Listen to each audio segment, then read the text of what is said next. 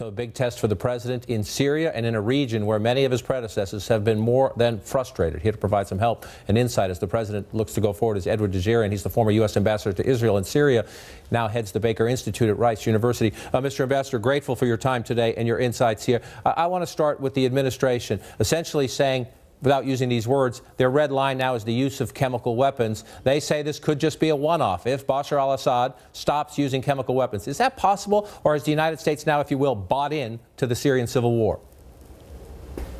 Well, I think the decision by President Trump to launch the Tomahawk missiles in retaliation to and response to Bashar al-Assad's regime using chemical weapons, and from all the reports that we've seen from the administration sources, it looks like sarin gas was used, which the Syrians have had for many years in their inventory, which we thought had been dismantled by the Russian brokered deal, but obviously not. So I think this signal, John, is one that is very deliberately targeted to the chemical weapons use as a red line, that this administration feels that if that red line is crossed, there will be a price to pay. I think if you step back from this, I think the signal that Trump has sent out is that the United States' strategic restraint has its limits. There's no free ride if you use weapons of mass destruction. And I think that this signal, if it just remains isolated to this one incident, and the Syrians or the Russians or the Iranians or Hezbollah do not retaliate in a way or react in a way that there's further military action, it sends a very strong signal backed by military force that this is a red line that the international community should not allow anyone to cross.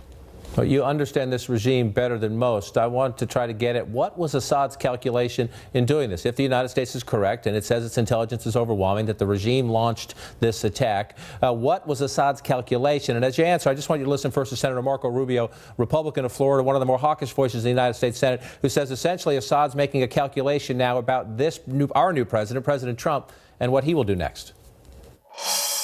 Like anybody else, Assad sits there and says, here's the price for doing this, here's the benefit for doing this. And I think for far too long he has said to himself, the price of these attacks, whether it's barrel bombing innocents or using sarin gas, is I'll get some nasty letter from the UN or bad press in the global market. But the benefits are I get to defeat my opponents even if I have to kill a bunch of innocent people in the process. Hopefully that cost-benefit analysis will have shifted a little bit after last night. Mr. Ambassador, do you think the cost-benefit analysis has shifted, or will Assad just take this as, I can use conventional bombs, I can shoot my own people, I just can't use chemical weapons?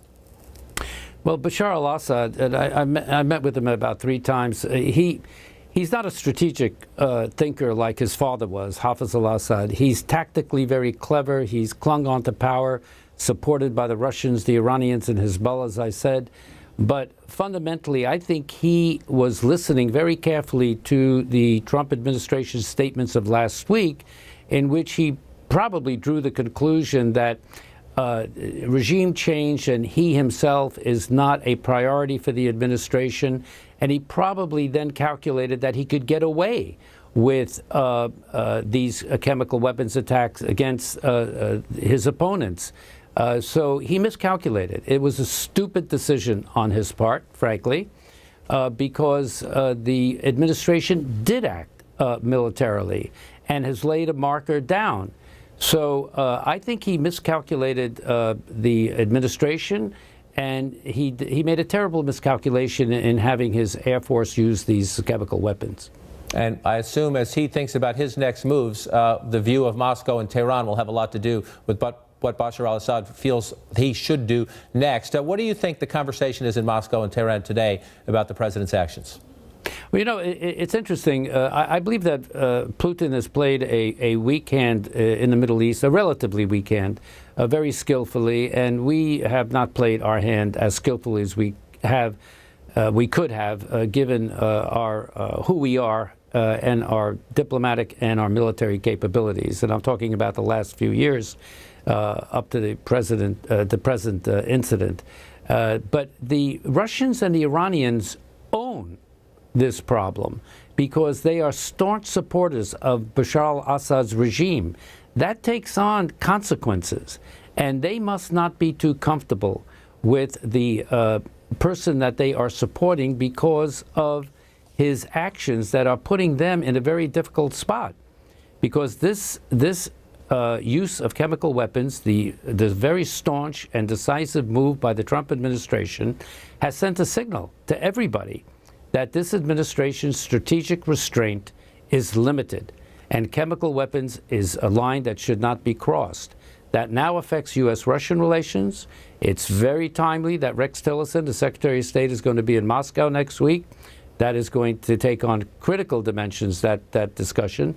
But Putin has to think of the big picture, and that's the strategic relationship between the United States and Russia.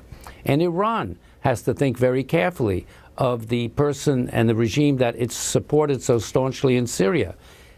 Owning these types of regimes has its consequences. So what pleases me about all of this is that a signal has been sent out that it's not a free ride to be supporting the policies of a regime like this. Mr. Ambassador, greatly appreciate your time and your insights today. Thank you very much. You're very welcome.